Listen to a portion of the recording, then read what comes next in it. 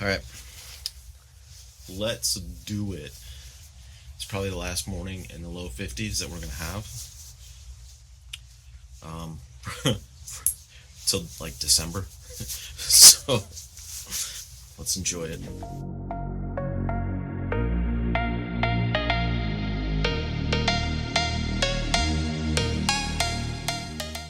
All right, so I'm gonna narrate a little bit here because there's a little bit of wind noise on the GoPro, and I don't have the GoPro for the whole ride.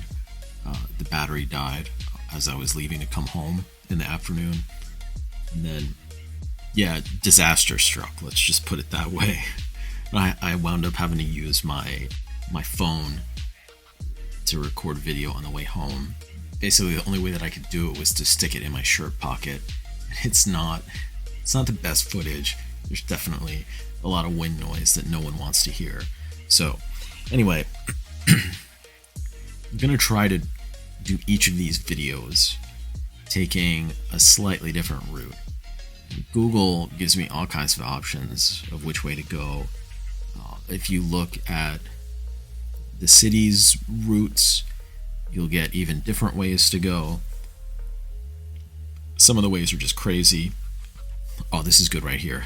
So I'm stopping. I waited for traffic to pass, and then I'm waiting to go, but this person's trying to back out of their driveway, but they can't see because it looks like their neighbor's garbage can is blocking their view. And then like they saw me, and they saw me not going, and then they saw me moving, so they stopped again. So just like, I'm not going to try to go behind them. I'm going to go around them. I'm also not going to sit there all day and wait. So riding through Orlando, there's a grid, and for the most part, they're pretty quiet streets, and you can see in these videos there's really not that much traffic, except when I have to cross these arterials, and there's really only two that I have to cross. Try to keep it that way, and when you do, you're stuck at these lights forever. And you know, this is February. It's 48, 49 degrees Fahrenheit. That's like 9 or 10 Celsius. It's great, but in the summertime it sucks because you're out there on the corner and there is no shade. And that's the other thing about riding these streets. There's a lot more shade than taking some of the other routes, and I'll explain that towards the end of the video. But this particular route I don't like, and I probably won't do again. I don't know, I might do part of it, but Hampton that I was just on is fine. There's really not much traffic at all. Livingston, it's all right. The bike lane is there, but then you wind up in this situation, and you're going to see it in a second. But like you can see how I'm cruising here. I'm going like 18 or 20 miles an hour, and you can see how fast these cars are going when they pass me. And I really don't understand why people drive like that. It's like, oh, let's hurry up and get to that red light. But yeah, I mean, that's the other part about Livingston. Like, I appreciate it. You know, the street's brick. The bike lane itself is concrete. It's definitely nice. It's better than riding on brick. But again, like, there's a lot of traffic. It's fast moving traffic, and then the lane drops right here. You lose the bike lane, and you kind of got to squeeze in here, and then you get up to this intersection, and you see this dude go in the crosswalk here, and he's definitely done this before. He's definitely done it way more often than I have. Again, like, I don't like riding on Livingston, but I just want to try out these different routes to see what's wrong with them.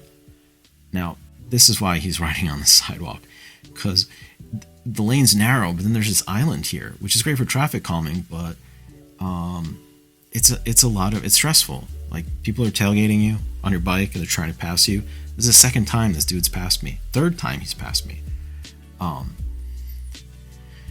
now he's going to pop back out into the bike lane because he's passed all of those choke points.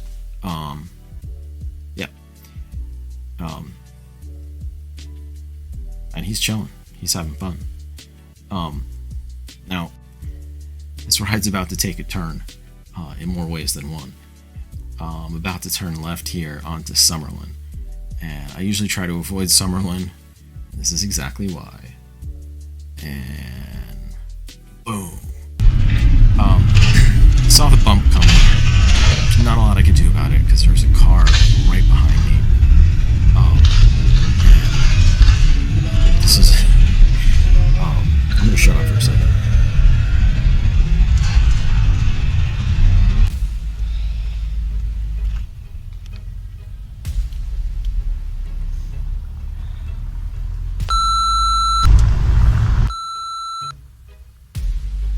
So, I hit that bump. The lid came off my coffee. It's not the twist on kind. It's it's like suction. There's like a rubber ring inside of it, and that was a hard bump. And it's just asphalt on top of brick right there, and we get a lot of rain for a good part of the year, and this stuff just comes apart. Anyway, the top comes off. The dude behind me runs over it as soon as it hits the ground, and then as I go to slow down, half the coffee is just in my lap, on my pants. So anyway, I'm on my way home here, and I'm taking there's Gertrude's Walk downtown, which turns into the Orlando Urban Trail, and a lot of this has been finished in the last 3 years, I would say. And I'll show a map of the full route in a minute.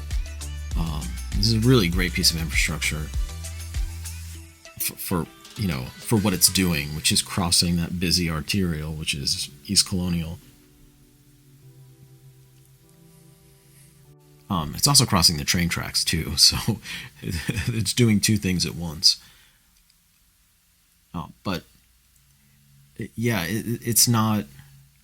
It's great to have it, but it's out of my way by about a mile.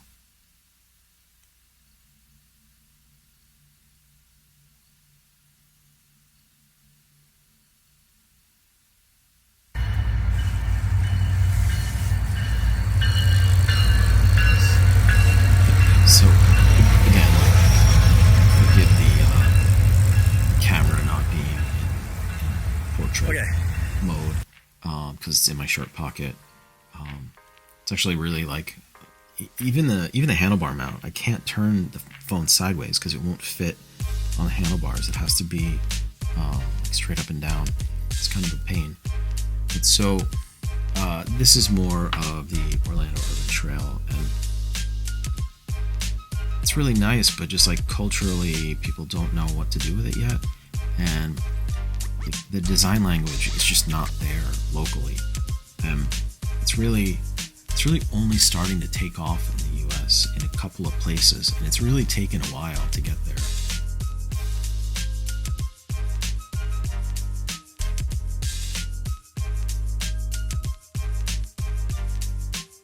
And that guy just turned left from the right lane.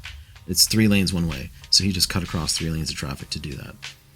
And here, I don't understand why they did this. Like that street, they could have made it 1 lane one way and put a 2-way cycle track like kind of in the street. They could have made a protected bike lane there. But instead, they spent all this money pouring all this concrete. I don't get the design choices there. And what that street is an entrance to nothing. I don't understand the benefit of having a 2-way street there. But yeah, this is more kind of like rush hour chaos with people not wanting to get stuck for the light and then blocking the crosswalk. So here, we're picking up the Dinky Line Trail. It's still technically part of the urban trail, but there's like a branch line. The train tracks for Sunrail are just on the left, on the other side of the fence there, and the Dinky Line branched off and went to Rollins College, and then out to sort of out to the eastern suburbs and then towards UCF, sort of. Um, um, it's actually kind of wild that there was like a rail loop of the eastern suburbs that's all a bike trail now. It's kind of a waste, but it's great infrastructure. It's well used. It's just not finished, as we'll see. And again, also out of my way quite a bit. And like, what do you do with these people standing in the middle there? Like, especially with the dog. Like, do you go left? Do you go right?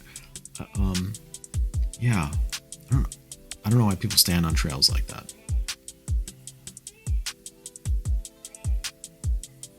Took me forever to pass that guy running too. The guy had a pace going on. So, we're still on the trail here, but the rail right of way got moved, and you can see there's like a shopping dead ahead, and there's a supermarket there, a fresh market. And if you stay on the trail, you go behind it. I didn't want to do that, so I'm going to cut in front of the store here and then cut through the parking lot, because I want to get to Nebraska at that stop sign right there, so I can turn right. If you go behind the store, it's even more out of your way. And this is all fine, just not really much traffic. But once you go through the light here, the shoulder ends and you're just kind of in the grass. You're in the lane of traffic, and you can see the volume. It's no fun to have all those cars stacked up behind you, kind of pushing you along. Here is the loop of Northeast Orlando. You can see in purple everything that's been built already. There are a couple of spurs sticking out of there. You've got your sort of like gap fillers, for lack of a better term, in gold, the on-street bike lanes. There's Fern Creek Avenue, and that's kind of running down up north-south down the middle there, which is what I prefer to use.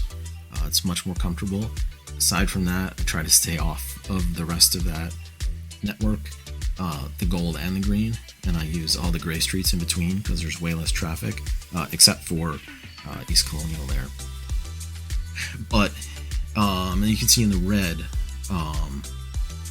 part of the route that is currently in design.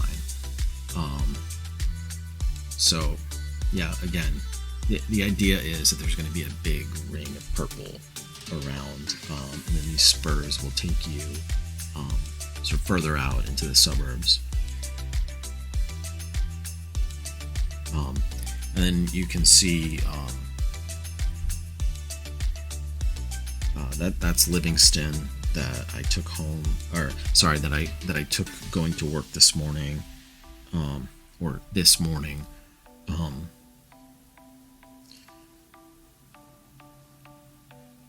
gonna zoom in here for a sec. And so on the way home, on the way in, I prefer to use Fern Creek here. It's just a lot more calm. It's got the bike lanes, and there's not that much traffic, but right there at the intersection of Fern Creek and East Colonial, it's the same nonsense. The bike lane drops, and then you've got to merge into traffic, and it's stressful because you get through one side of the intersection, and it's the same thing on the other side. There's still no bike lane, and it's about a block on either end, and people behind the wheel are impatient. It's not fun. Bikes don't belong in that kind of environment. I think we all know that. So yeah, that purple line going north-south, that's the Bumby path, which I've been using most mornings.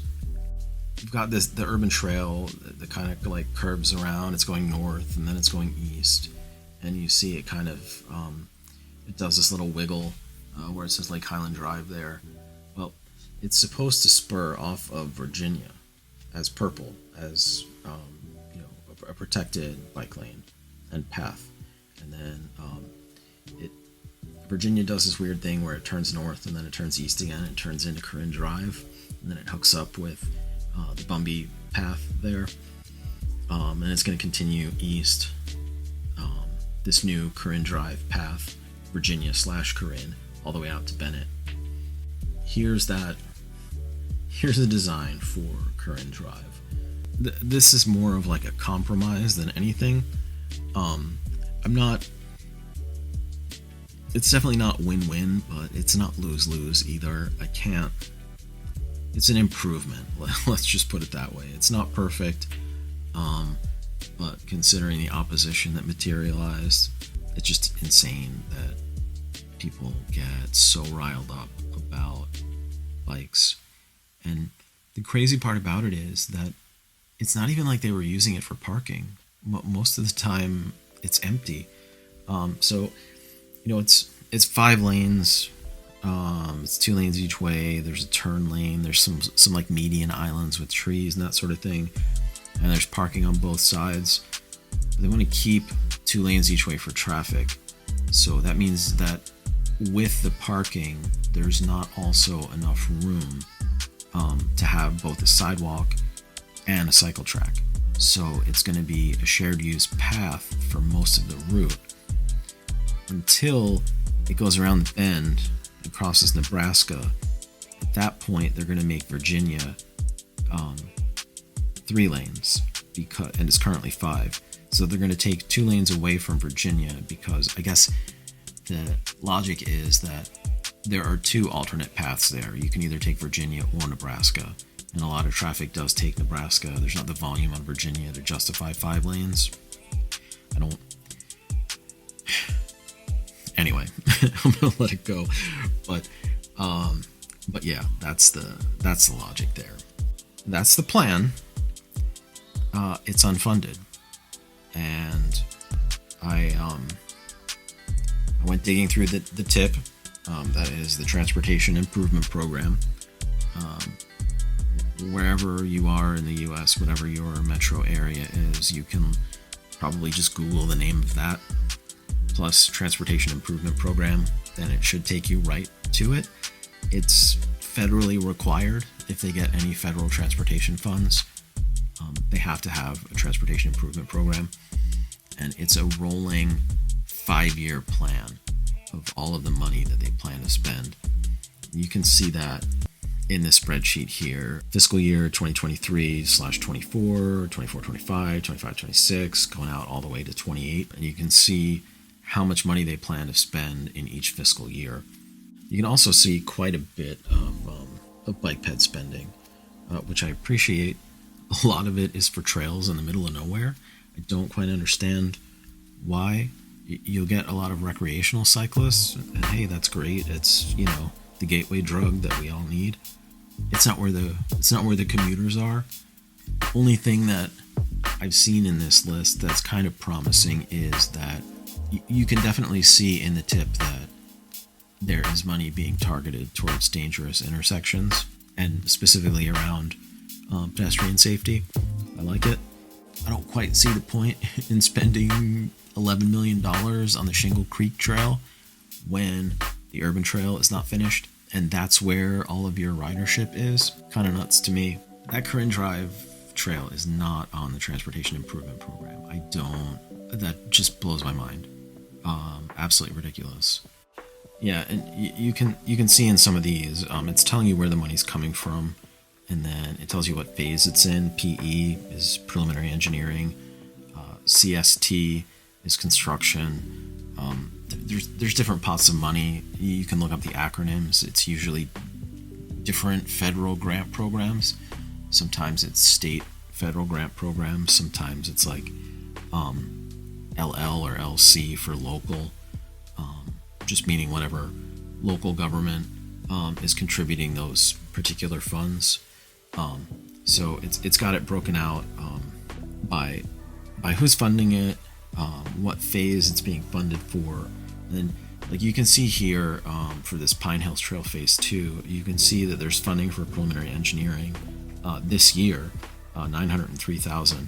And then you can see that there's no spending after they finish engineering. So there's a 2-year gap. And then in the 3rd year, they're saying they're going to spend $4.6 million on construction. To me, when I see that 2-year gap, it really tells me that they don't actually have that money yet. And that or if they think that they're going to have it, that it's not actually dedicated yet, and that 4.6 million could very well next year wind up in the 27-28 category. And every year for the next 3 or 4 years, it'll be 3 years from now. It's not uncommon. And the only way that that doesn't happen is if significant pressure is brought to bear to get that funded next year or 2 years from now, and they don't let it keep creeping out to future fiscal years. A lot of money is spent on the Shingle Creek Trail here. Just on this page alone, it's over 11 million. To me, there's really no such thing as bad infrastructure, but the pot of money is limited. Even if it's bigger, it's still limited. And it makes more sense to spend the money where people are riding, and not for a boardwalk in a swamp. Alright, that's enough for me. I'm Jim. This is Urban Legends. Thanks for watching. I'll see you next time.